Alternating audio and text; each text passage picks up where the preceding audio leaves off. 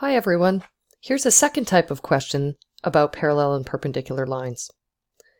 In the example below, I'm doing one pertaining to perpendicular lines, but it's entirely possible that they ask for one with a parallel line.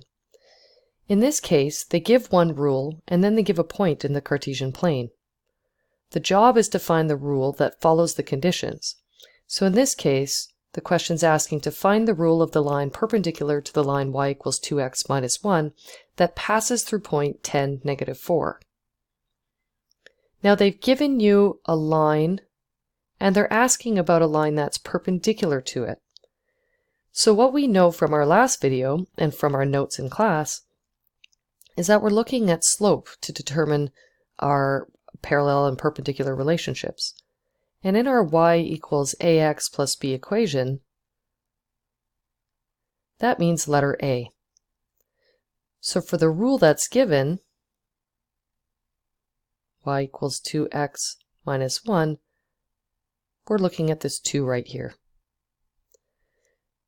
So if we're given a line with a slope that equals 2, and that's for, let's say, the first line, the line given in the question,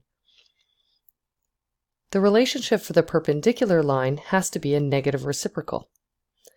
Well, if you think about it, 2 is the same thing as 2 over 1. And that's going to make it a lot easier to convert our slope to our perpendicular slope, let's say a second line, by saying, well, we have 2 over 1, and we can switch that by reciprocating it, making it 1 over 2, and changing the sign. So that's that flip and change the sign technique that I mentioned in the last video.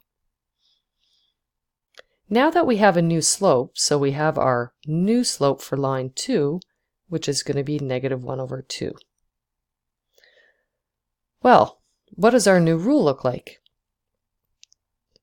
We have a slope, so we have y equals negative 1/2 x, but we don't have b. And if we're going to write out the rule of a line, we really need to know what b is. So our next step is to find b. And in order to find b, we have to work with this other thing given in the question, which is a point on the Cartesian plane.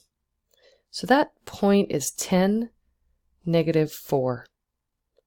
And remember, all points in the Cartesian plane are x, comma, y.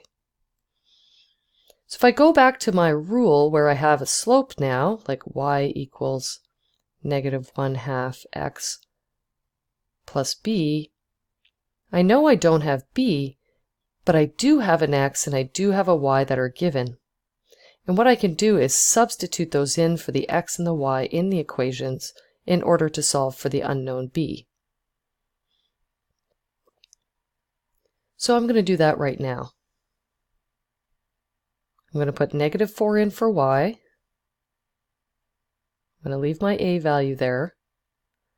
And I'm going to put 10 in for x.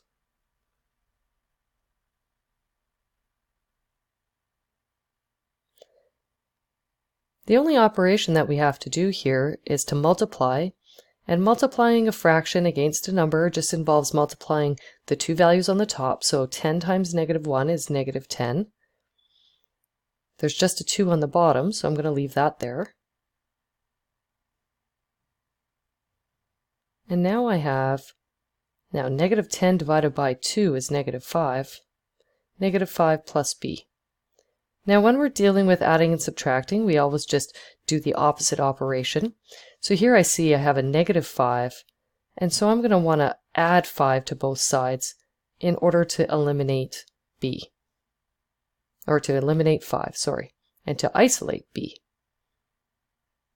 So in this case I have b equals positive 1. So my new equation is